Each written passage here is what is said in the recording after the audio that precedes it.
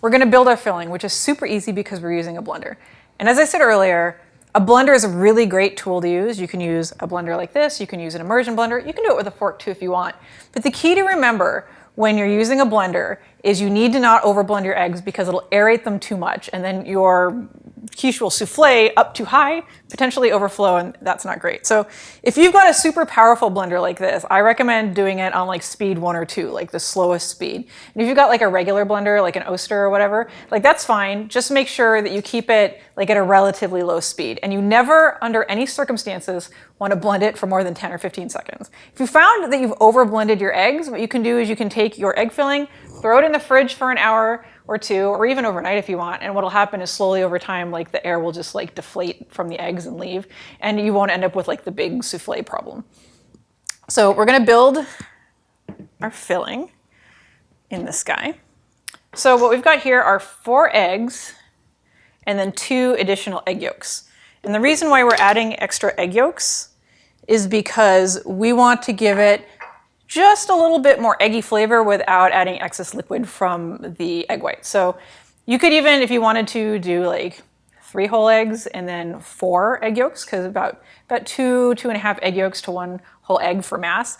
But I like this ratio because it works really well. And we've got our cream. I'm gonna pour this in. Boop. We've got salt. Remember, salt is important. This is about a half teaspoon of salt. We're gonna add some pepper. And add as much pepper as you want. I'm not a big fan of black pepper. I keep saying that over and over again. And then we're gonna add probably a teaspoon of lemon juice. I got these little tiny lemons, and a half produces about 1 teaspoon of juice. You wanna make sure you don't get any seeds in there. So we're gonna take that seed and get rid of it. There we go, all done. And now we're going to put the lid on and just give it a blend. And I want you to see how long I'm blending this for.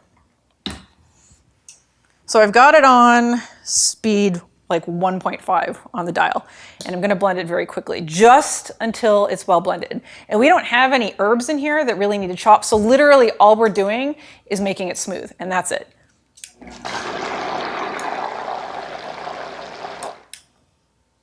What was that, like 2 seconds, 3 seconds?